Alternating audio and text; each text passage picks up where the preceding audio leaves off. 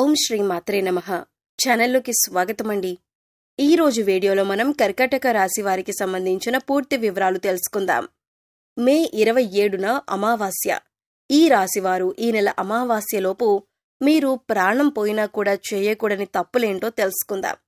అయితే ఈ రాశివారు ఏ విషయంలో జాగ్రత్తగా ఉండాలి, ఈ సమయంలో ఏ తప్పులు అస్సలు చేయకూడదు అనే అంశాలను ఈ వీడియోలో మనం వివరంగా తెలుసుకుందాం. కానీ అంతకంటే ముందుగా మీరు కనుక మన ఛానల్ని ఇప్పటి వరకు సబ్స్క్రైబ్ చేసుకోకపోతే సబ్స్క్రైబ్ చేసుకొని పక్కనే ఉన్న బెల్ ఐకాన్ నొక్కి ఆల్ సెలెక్ట్ చేసుకుంటే మేము ఇలాంటి వీడియోస్ అప్లోడ్ చేయగానే ముందుగా మీకు నోటిఫికేషన్ వస్తుంది. ఇలా నోటిఫికేషన్ మిస్ అవ్వకుండా మీకొస్తే మీకు ఉపయోగపడే ఎన్నో రకాల పరిహారాలు ఆచరించి మంచి ఫలితాలను పొందొచ్చు. అలాగే వీడియోని ఎక్కడా కూడా స్కిప్ చేయకుండా చివరి వరకు చూస్తేనే మేమేం చెబుతున్నామో మీకు పూర్తిగా అర్థమవుతుంది. ఇక వివరాల్లోకి వెళ్ళిపోతే ఈ రాశి విద్యార్థుల్లోని ప్రతిభ వెలుగులోకి వస్తుంది. కొన్ని వివాదాలు పరిష్కారమవుతాయి. కుటుంబంలో సంతోషకరంగా గడుపుతారు. వాహనాలు, ఆభరణాలు కొంటారు. విద్యార్థుల శ్రమ ఫలిస్తుంది. వ్యాపారాలు లాభసాటిగా ఉంటాయి.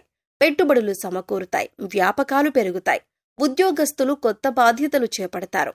ఆకస్మిక ధనప్రాప్తి కలగవచ్చు. అంటే వడ్డీ రూపంలో కానీ చెక్కు రూపంలో కానీ ధనం చేతికి అందుతుంది. స్త్రీలు ఆరోగ్యం విషయంలో జాగ్రత్తగా ఉండాలి. అకాల భోజనం వల్ల ఆరోగ్యం మందగించే అవకాశం ఉంటుంది. పత్రికా, ప్రైవేటు సంస్థల్లో పనిచేసే వారికి పని ఒత్తిడి అధికమవుతుంది. వీలైనంత వరకు మీరు ఎవరి మీద ఆధారపడకుండా మీ పని మీరే చూసుకోవటం ఉత్తమం. ముందుగా ఈ రాశి వారి గురించి చూసినట్లయితే ఓర్పు, సహనం గురించి చెప్పుకోవాలి. అంటే ఈ రాశివారు మొదటి స్థానంలో ఉంటారు. ఈ రాశివారు ప్రతిరోజు దైవారాధన చేస్తారు. వీరు దైవాన్ని ఎక్కువగా నమ్ముతారు. అయితే వీరు దైవబలం తమకు అండగా ఉందని మర్చిపోయి కష్టాలు వచ్చినప్పుడు ఎక్కువగా భయపడిపోతూ ఉంటారు. ప్రతిరోజు దైవారాధన చేసినా మాకు కష్టాలు వస్తున్నాయనే ఆలోచనలో ఉంటారు. అయితే కష్టాలు ప్రతి ఒక్కరికీ వస్తాయి. కానీ మీకు దైవబలం ఉండటం వల్ల కష్టాల నుంచి చాలా తేలిగ్గా బయటపడతారు. అయితే మీరు చెయ్యవలసిన దైవనామస్మరణ చేయటం మాత్రం మర్చిపోకూడదు.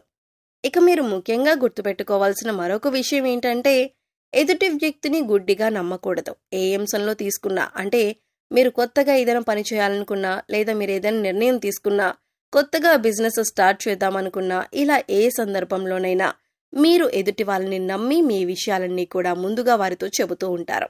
ఇలా చేయటం వల్ల మీరు అనేక రకాల చిక్కులను కూడా కొని తెచ్చుకున్నవారవుతారు. కాబట్టి ఏదైనా పని పూర్తయిన తర్వాత మాత్రమే ఎదుటి వారితో చెప్పండి. ఇలా చేసినట్లయితే కనుక మీరు ప్రతి పనిలో కూడా విజయం సాధిస్తారు.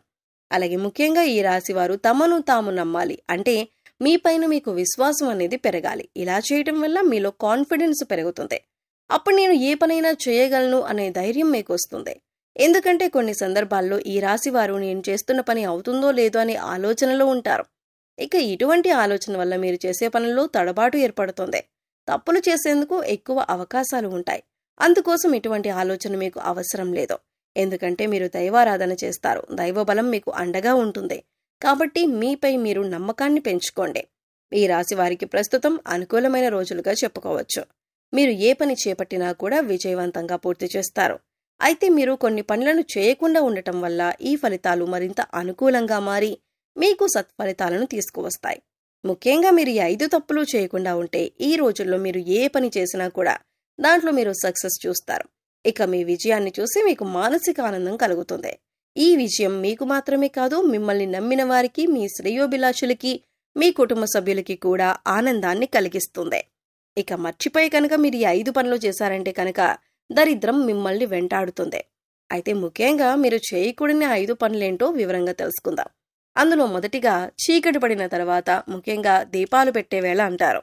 ఈ సమయంలో ఎవరైనా పెరుగు అడిగితే వారికి పెరుగు ఇవ్వకూడదు. ఎందుకంటే చీకటి పడిన తర్వాత, అంటే దీపాలు పెట్టే సమయంలో పెరుగు ఇవ్వటం వల్ల దరిద్రం మిమ్మల్ని వెంటాడుతుంది. ఇక మరొక పని మీరు చేయకూడనిది ఏంటి అంటే ఇల్లు తుడిచే చీపురిని తొక్కటం కానీ, లేదా ఈ చీపురిని బీరువాకి ఆనించి పెట్టడం కానీ చేయకూడదు. చీపురిని మనం శుభ్రలక్ష్మీ దేవతగా భావిస్తాం. అలాగే ఇంట్లో ఉండే బీరువాను కూడా పరమపవిత్రంగా లక్ష్మీదేవిగా భావించి పసుపు రాసి బొట్టు పెడుతూ ఉంటాం. రెండింటినీ లక్ష్మీదేవిగా భావించినప్పటికీ కూడా చీపురును మాత్రం బీరువాకి తగలనివ్వకూడదు. అంటే బీరువాకి ఆనించి ఉంచకూడదు. కొంతమందిని చూసుకున్నట్లయితే చీపురిని బీరువా పక్కన పెడుతూ ఉంటారు. ఇది చాలా తప్పు. ఇలా చేయటం వల్ల కష్టాలను ఎదుర్కోవలసి వస్తుంది. ఇక మరొక పని మీరు చేయకూడని పని ఏంటంటే మీ వల్ల ఏ ఆడవారు కూడా కన్నీళ్లు పెట్టకుండా చూసుకోవాలి. అది మీకు తెలిసిన వారైనా, కుటుంబ సభ్యులైనా లేదా ఇతర ఏ స్త్రీలైనా సరే, మీ వల్ల స్త్రీలు కంటతడి పెట్టకుండా చూసుకోండి. మీ వల్ల స్త్రీలు ఏడ్చినా, బాధపడినా మీరు కష్టాలు కొని తెచ్చుకున్నవారవుతారు. ఇక ఇంట్లో కానీ లేదా మీ పరిసర ప్రాంతాల్లో కానీ నల్లచీమలు కనిపించటం అనేది శుభసూచకం. ఇలా గుంపులు గుంపులుగా నల్లచీమలు కనిపించినప్పుడు మీరు వాటిని తొక్కటం కానీ లేదా వాటిని తోసేయటం కానీ హింసించటం కానీ చేసినట్లయితే మీరు కష్టాల్లో పడతారు. మీరు చేసే ప్రతి పని కూడా పూర్తవ్వక ఇబ్బంది పడతారు. అంతేకాదు దీనివల్ల మీకు దరిద్రం కూడా వెంటాడుతుంది. ఇక ముఖ్యంగా చివరిగా మీరు చేయకూడని మరొక పని ఏంటంటే ఇంట్లో కూర్చుని గోళ్లు కత్తిరించకూడదు. అలాగే ఆ గోళ్లు ఇంట్లో ఎక్కడంటే అక్కడ పడేయకూడదు. ఇలా చేస్తే దరిద్రమని మన శాస్త్రాలు కూడా చెబుతున్నాయి. ముఖ్యంగా కొంతమందిని చూసినట్లయితే ఖాళీగా కూర్చున్నప్పుడు గోళ్లు కొరికి కింద పడేస్తూ ఉంటారు. అది ఏ ప్రదేశంలోనైనా సరే మీరు గోళ్లు కొరికి పడేయటం అనేది మానుకోవాలి. ముఖ్యంగా మంగళ శుక్రవారాల్లో గోళ్లు తీసి ఇంట్లో పడేయకూడదు. ఈ పనులు కనుక ఈ రాశి వారు చేసినట్లయితే మిమ్మల్ని దరిద్రం వెంటాడుతుంది.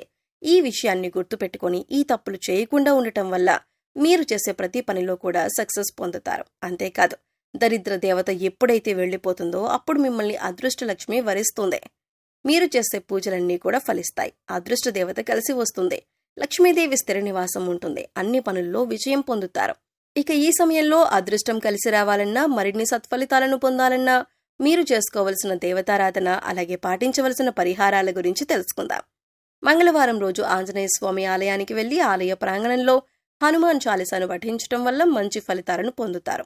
శుక్రవారం రోజు అమ్మవారి ఆలయానికి వెళ్లి అమ్మవారికి చీర, గాజులు, పువ్వులు సమర్పించటం వలన మీరు అనుకున్న పనులను దిగ్విజయంగా పూర్తి చేయగలుగుతారు. శనివారం రోజు వెంకటేశ్వర స్వామి ఆలయానికి వెళ్లి స్వామివారికి తులసిమాలను సమర్పించి తులసీ దళాలు వేసి నైవేద్యాన్ని సమర్పించటం వలన అనుకూలమైన ఫలితాలను పొందుతారు. గురువారం రోజు సాయిబాబా ఆలయంలో శనగలను ప్రసాదంగా పంచిపెట్టడం వలన గురుగ్రహం యొక్క అనుకూలతను పొందుతారు. తెల్ల జిల్లేడు వేర్లతో చేసిన శ్వేతార్క గణపతిని పూజించటం వలన మంచి ఫలితాలను పొందుతారు. తెల్లటి వస్త్రంలో బియ్యం, పసుపు రంగు వస్త్రంలో శనగపప్పు, నీలం రంగు వస్త్రంలో తెల్లటి కాగితంపై మీ మనసులో ఉన్న కోరిక రాయాలి. ఈ మూడింటిని కలిపి తెల్ల జిల్లేడు చెట్టుకి ముడుపుగా కట్టడం వలన మీ కోరిక నెరవేరుతుంది. నవగ్రహాలను పూజించి వాటికి అభిషేకం చేయడం వలన మంచి ఫలితాలను పొందుతారు. ఇలా వీలు కానట్లయితే మహాశివునికి అభిషేకం చేసి ధాన్యాన్ని గోవులకు పెట్టడం వలన మంచి ఫలితాలను పొందుతారు. అనుకున్న కోరికలన్నీ నెరవేరుతాయి. సో చూశారు కదండి. ఈ నెల 27న అమావాస్యలోపు కర్కాటక రాశివారు ప్రాణం పోయినా కూడా చేయకూడని తప్పులేంటి, తీసుకోవలసిన జాగ్రత్తలేంటి అనే అంశాలతో పాటుగా ఈ సమయంలో మీరు చేసుకోవలసిన దేవతారాధన అలాగే పాటించవలసిన పరిహారాల గురించి ఈ వీడియోలో మనం వివరంగా తెలుసుకున్నాం కదా. ఈ వీడియో మీకు నచ్చినట్లయితే లైక్ చేయండి. మీ ఫ్రెండ్స్ అండ్ ఫ్యామిలీ మెంబర్స్లో కర్కాటక రాశి వారు ఎవరైనా ఉంటే వారితో ఈ వీడియోని షేర్ చేసుకోండి. అలాగే ఇప్పటి వరకు మన ఛానల్ని కనుక సబ్స్క్రైబ్ చేసుకోకపోతే సబ్స్క్రైబ్ చేసుకుని పక్కనే ఉన్న బెల్ ఐకాన్ నొక్కి ఆల్ సెలెక్ట్ చేసుకుంటే మేము ఇలాంటి ముఖ్యమైన విషయాలు తెలియజేసినప్పుడు మీకు నోటిఫికేషన్గా వస్తుంది. మరో చక్కటి వీడియోతో మళ్ళీ కలుద్దామండి. ఓం శ్రీ మాత్రే నమః.